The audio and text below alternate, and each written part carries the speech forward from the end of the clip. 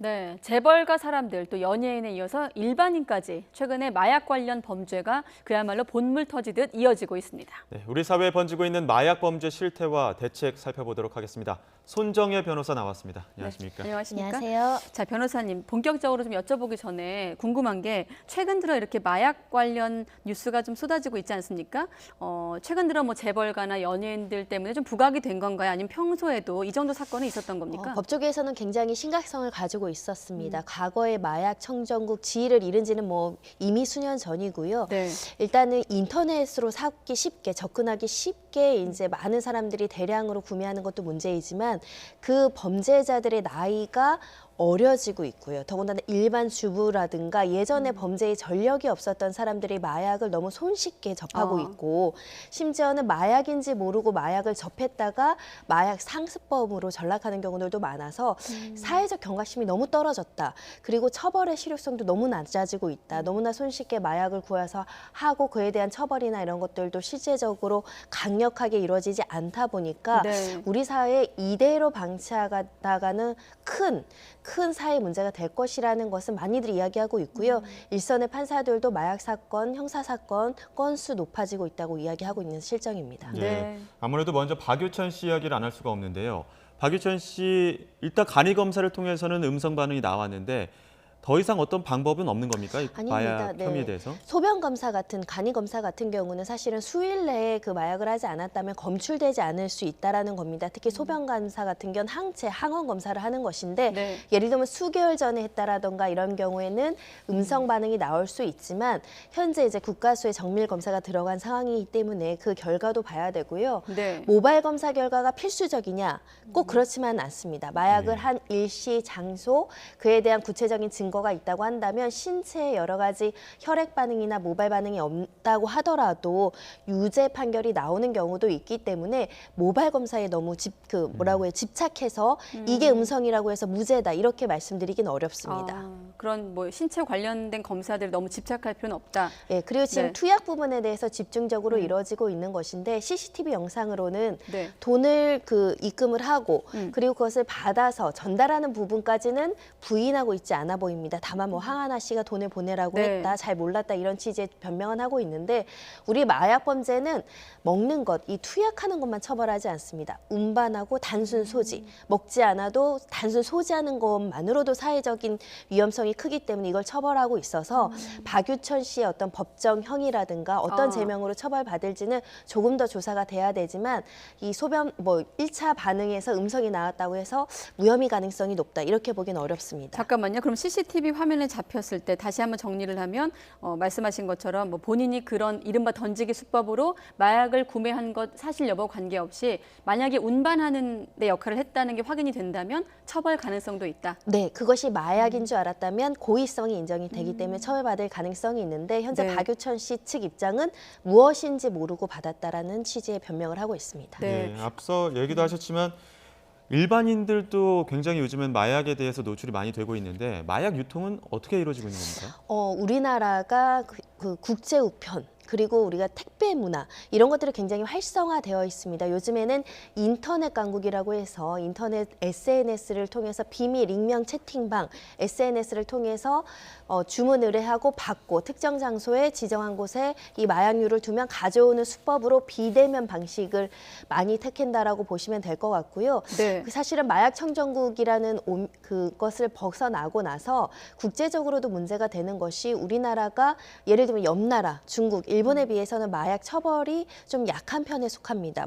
단면적으로 말씀드리면 중국에서는 마약 사범들이 사형당하는 일도 꽤 있었습니다. 그런 면에 있어서는 우리나라를 마약의 유통 거점으로 세워서 동남아나 이런데 다시 수출입하는데 거쳐가는 유통 경로로 쓰는 조직들도 있다라고 알려질 정도여서 마약에 대한 처벌도 좀 강화시킬 필요가 있는데 이런 조직적인 사범 이외에도 그냥 일상에 투입된 부분들 그거는 인터넷이 큰 그 역할을 하고 있는 상황입니다. SNS도 많이 문제가 예, 됐겠죠. SNS로 주문하고 SNS를 통해서 택배로 받거나 지정된 장소에 던지기 수법으로 받는 방법. 그러다 보면 비대면 방식이 죄책감을 낮춰줄 수 있거든요. 그래서 범죄가 조금 더 확산되는데 기여를 하고 있습니다. 네. 그렇다 보니 아까 말씀하신 것처럼 경각심을 좀 일깨우기 위해서라도 처벌 강화가 중요한 대목이고 그 처벌 강화를 위해서 지금 이루어지고 있는 수사에 대해서 조금 다시 한번 더 들여다보면 지금 박유천 씨 사건과 관련해서 이제 두 가지 큰 틀에서 보면 제모 얘기가 나오고 있고 또 한 가지가 CCTV 영상 확보 아니겠습니까? 지금 제모 같은 경우도 그러면 뭐 내 몸에 있는 어떤 털이라든지 이런 모발들을 다 제거하면 증거를 없앨 수 있는 것이냐 이런 부분들에 좀 의구심들이 있는데 네. 어떤가요? 실제로? 가장 중요한 그 부분은 모발 검사가 사실은 수사기관 입장에서 확보하면 굉장히 좋은데 모발도 온전한 모발이 아니라 여러 번 염색과 탈색을 거친 것은 여러 가지 변형된 상태, 오염된 상태이기 때문에 이 단백질 구조상 검출이 안 될 개연성은 있습니다. 완벽하게 검출이 안 된다라고 보기는 어려운데요. 그런 부분에 있어서 마약 사범에게는 흔히 알려진 수법입니다. 이 제모를 하는 부분, 연색을 한 부분. 그렇지만 수사기관에서는 어느 정도까지 수사가 발달을 했냐면 네. 음모나 채모, 하다못해 굉장히 사소한 그 인체의 털 같은 경우에도 검출할 수 있는 기법이 조금씩 발전하고 있다라고 보시면 될 것 같고요. 과거에는 전부 다 제모를 한 그 피의자가 눈썹을 상당 부분 검출을 해서 유죄로 판결을 내린 사례도 있거든요. 예. 그래서 전부 제모를 했다고 하더라도 항문털이나 이런 걸로 검출한 사례들도 있어서 제모를 했다고 완벽하게 증거를 인멸하긴 어렵다라는 점을 설명을 드리고요. 네. 다만 이런 시도를 했다라는 것은 나중에 유죄 판결을 받거나 구속영장 청구가 있었을 때는 증거인멸의 시도로 평가될 수가 있습니다. 아, 예. 그렇군요. 소지나 전달도 처벌이 가능하다는 말씀하셨는데 혹시 일반인이 자신도 모르게 투약을 당했을 경우에는 그런 부분에도 그런 처벌이 억울한 됩니까? 경우로 마약을 시작하는 분들이 좀 늘고 있습니다. 특히 가정주부들이 다이어트 약이라고 해서 먹었지만 실제로 마약이었고 잘못 빠져들어서 상습범이 되는 경우도 있었고요. 특히 클럽 같은 데서 지인이 줬지만 거기에는 마약류가 성분이 포함되어 있는데 모르고 시작하는 경우도 있습니다. 그런데 현재 이런 것들이 적발됐을 때 적극적으로 나는 모르고 투약했다는 사실을 입증하기 굉장히 어렵습니다. 만약에 성명불상이 자가 잘 모르는 사람이 이런 마약이나 이런 것들을 주었고 신체적인 이상이 발생했을 때는 즉시 신고를 해야지 네. 무고하게 마약 사범으로 처벌되지 않습니다. 예. 그렇군요.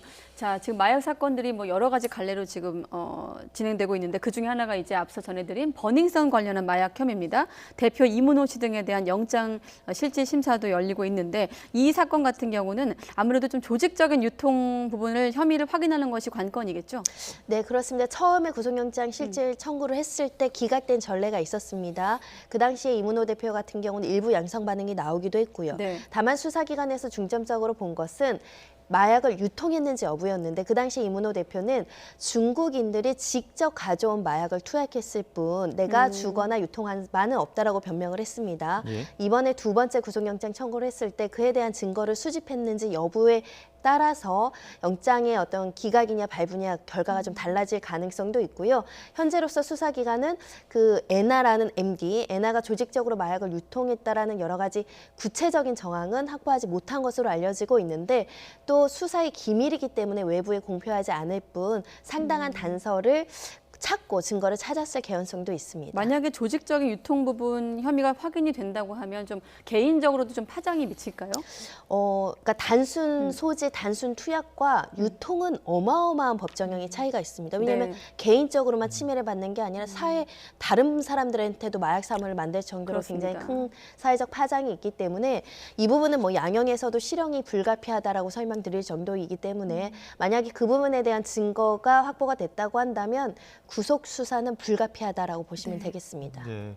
오늘은 또 한 20대 여성이 의사인 남자친구로부터 프로포폴을 받아서 투약을 하다 숨진 사건이 벌어졌었는데 2011년에 이미 마약류 지정이 됐었는데 어느 위험성이 있는 겁니까?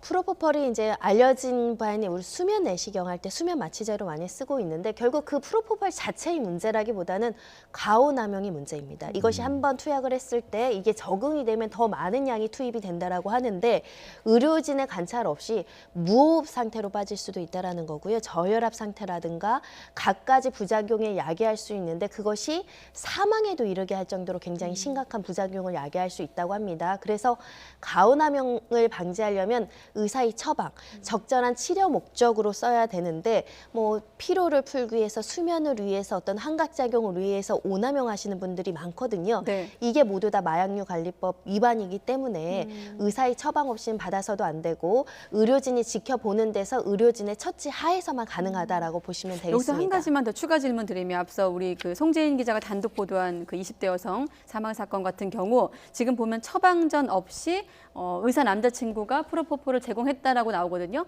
만약에 이 의사가 처방전이 있었다면 조금 어떻게 되는 겁니까? 그 상황이? 처방전의 적정성을 좀 따져봐야 될 것 같습니다. 그리고 처방전을 정식으로 이제 그 하더라도 문제는 의료법상 의사의 처치는 의료기관 내에서 이루어져야 되는데 이런 가정집에서 이루어진다는 자체는 처방전이 발급되기 위해서는 환자가 의사를 대면해야 되죠, 병원에서. 그런 부분에 있어서는 처방전의 허위 여부에 대해서도 진위 여부에 대해서 논란이 있을 수 있기 때문에 의료법 소지가 있다라고 보시면 되겠습니다. 예. 앞서도 말씀하셨지만 우리나라의 현행법상 이 마약류 처벌이 좀 약한 편이다 이런 말씀하셨는데 그렇다면 지금 마약 단속이나 예방 시스템의 한계 그리고 앞으로 좀 보완해야 될 점이 있다면 어떤 것들이 있을까요? 예방에 대한 사회적인 어떤 홍보는 굉장히 소극적인 것 같습니다. 굉장히 문제가 심각함에도 불구하고 마약의 부작용이라든가 이것이 얼마나 환각작용을 일으키고 신체 위험성이 있는지에 대해서 적극적으로 관계기관에서 좀 홍보할 필요가 있고요. 중요한 건 세계적으로 사법공조가 이루어지는 게 가장 중요하고 우리나라가 다른 나라에 비해서 양형이 약해지면 약해질수록 우리나라를 이용한 마약범죄가 기승을 부릴 가능성이 있고 특히 마약 조직들이 그걸 악용한다고 알려지고 있는데 적정한 수준으로 양형을 좀 높여갈 필요가 있습니다. 요즘 마약사범 같은 경우도 집행유예로 나오는 경우 꽤 있거든요. 그런 면에 있어서는 이 양형 기준도 좀 다시 한번 살펴볼 필요가 있고요. 지속적인 모니터링이 필요합니다. 인터넷이 마약의 주문에 온상이 됐다고 한다면 전력팀을 만들어서라도 이것을 근절하는 데 노력을 해야 될 것 같고요. 수사기관에도 마약 수사 전담팀 너무 부실하다, 인원 확충해야 된다는 의견이 있으니까 국민의 생명 건강과 관련된 범죄인 만큼 인력 충원과 그리고 인력 충원이 돼야지 수사 기법도 발전하거든요. 좀 신경 써야 되는 부분입니다. 마약 자체가 말씀하신 것처럼 어떤 국민 건강권과 관련된 거지만 마약 사건이 성폭력 사건으로 2차 범죄로 이어질 수도 있거든요. 강력 범죄로 과거에도 이 프로포폴을 의사가 환자에게 투여해서 사망에 이르렀는데 그 살인을 은폐하기 위해서 4차 유기한 사건도 있었습니다. 그리고 일각에선 강남 모 병원에서는 무작위하게 이걸 그 의사의 처방 없이 의료법 위반으로 팔아서 5억 원의 불법 이득을 취득한 의사도 있었습니다. 갖가지 성범죄, 부당이득의 문제, 살인죄 이런 데에 악용될 여지가 있기 때문에 철저히 관리해야 될 걸로 보입니다. 네, 관리와 감시가 관건이다라는 얘기까지 해봤습니다. 손정혜 변호사였습니다. 고맙습니다.